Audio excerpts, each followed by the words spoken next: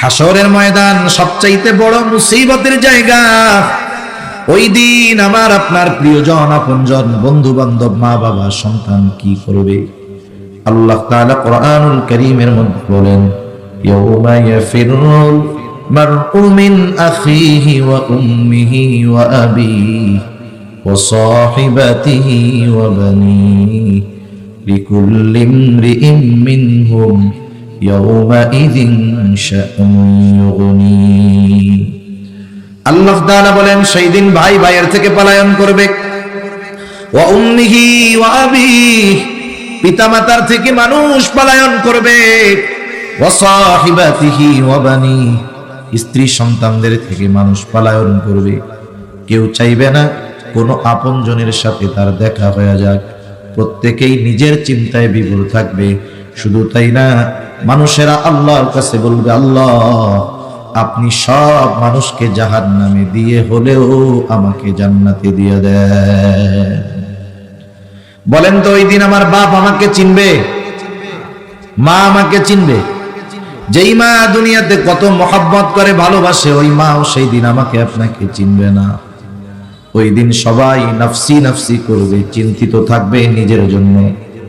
ওই দিন আমার আপনার নবীও চিন্তিত থাকবেন, তবে নিজের জন্য নয়, বরং তার উম্মতের জন্য।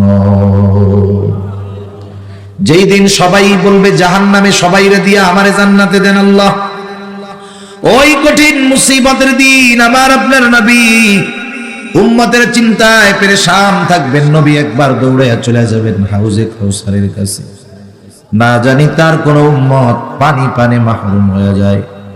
আর একবার দৌড়ে চলে যাবেন নবী মিজানের কাছে, না জানি কোন উম্মত ওজনের সময় ধরা পড়ে যায়।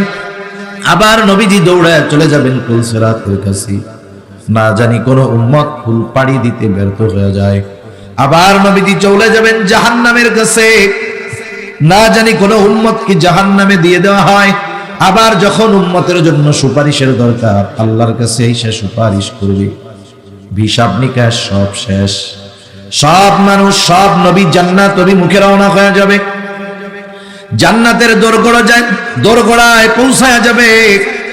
জান্নাতের দরজা বন্ধ, খোলা হবে না। জিজ্ঞাসা করা হবে, দরজা খুলো না কেন? জান্নাতের দরজা পাহারাদারেরা বলবে, যিনি আসলে দরজা খোলা হবে তিনি আসেন নাই। তিনি কোথায়? বলে তিনি এখনো হাসরের ময়দানে। কি করে? বলে উম্মতের জন্য পেরেশান। সব নবী জান্নাতের দোরগোড়ায় পৌঁছায় গেছে, আমার আপনার নবী ততক্ষণ পর্যন্ত জান্নাত অভিমুখে রওনা হবেন না, যতক্ষণ না তার ওই উম্মত যার যাররা পরিমাণ ঈমান ছিল তার ব্যাপারেও যতক্ষণ না আল্লাহ তাআলার নিকট থেকে জান্নাতের নিশ্চয়তা পাবেন, ততক্ষণ আমার আপনার নবী জান্নাতে যাবে না। আমার আপনার সেই রব আল্লাহ আমার আপনার নবীজির ব্যাপারে ঘোষণা করেন, ওয়ামা আরসালনাকা ইল্লা রাহমাতাল লিল আলামিন।